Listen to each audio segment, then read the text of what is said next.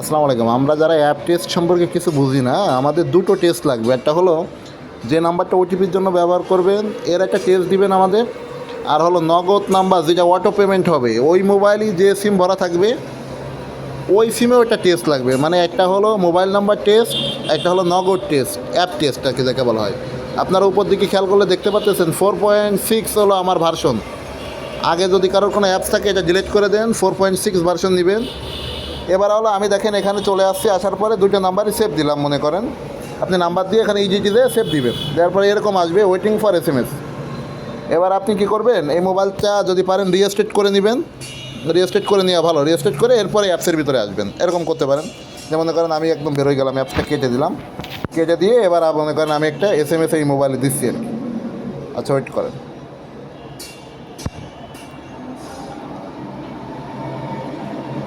একটা SMS যে আমার আসছে দেখেন। এবার আমি অ্যাপসের ভিতর যাই, দেখবো যে কী অবস্থা। দেখেন SMS আসার 1 সেকেন্ডের ভিতর দেখেন আমাদের ওই যে 418 যে নাম্বার থেকে আসছে উপরে 63 নাম্বারে ওটিপিটা এতে লেখা রয়েছে ইউ ওটিপি 41418418 এরকম একটা SMS আমি দিছি।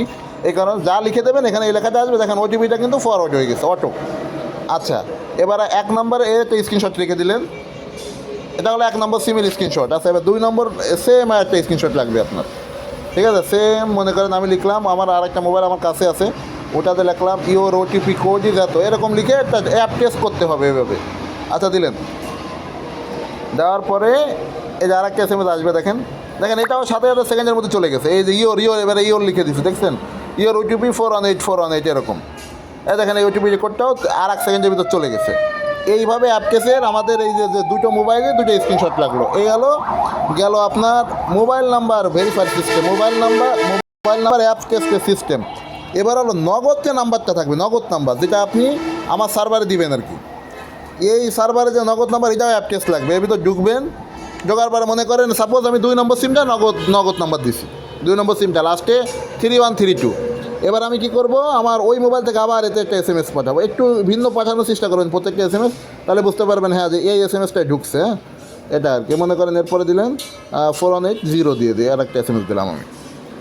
এটা কিন্তু আমি নগদ নাম্বার আবার যাচাই করতেছি, নগদ নাম্বার ওটিপিটা আমি ব্যাকআপ পাবো কিনা। ওই দেখেন চলে আসছে 41।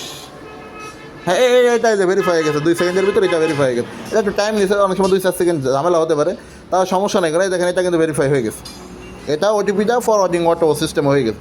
এইভাবে দুটো মোবাইল প্লাস নগদ, এই যে নগদ নাম্বার তাহলে 32 দিয়েছেন, এর একটা স্ক্রিনশট। ঠিক আছে, এইগুলো মনে করেন ইন্টারনেট কানেকশনের সমস্যা ছিল, যার কারণে মনে করেন একটা সমস্যা হয়েছে। ইন্টারনেট কানেকশন আমি দিয়ে দিচ্ছি, এটা ইন্টারনেট কানেকশনের জন্য দেরি হয়েছিল।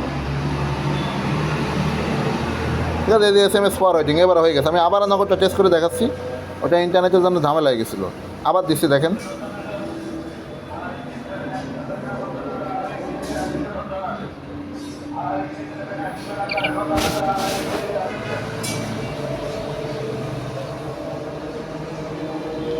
এটা 42।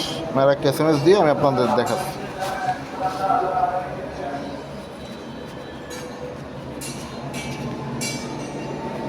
আরেকটা SMS দেখেন, সেকেন্ডের ভিতরে ভেরিফাই হয়ে গেছে, দেখছেন সেকেন্ডের মধ্যেই ভেরিফাই হয়ে গেল। এইভাবে নগদ বিকাশ হবে না অটো, রকেটও ভেরিফাই করে নেবেন, নগদও ভেরিফাই করে নেবেন, আর প্লাস মোবাইল নাম্বারগুলো ভেরিফাই করে আমাকে স্ক্রিনশট দিবেন। যদি স্ক্রিনশট না দেন তাহলে কিন্তু ওই ফাইল সার্ভার থেকে ডিলিট করা হবে, তাহলে বুঝবো যে এটা অ্যাপ টেস্ট করা হয় নাই। এটা মনে করেন ওটা সার্ভার, তাই অ্যাপ টেস্ট না করলে তো আপনি অ্যাপস ইনস্টল দেন না, ওটা সার্ভার থেকে ডিলিট করা হবে।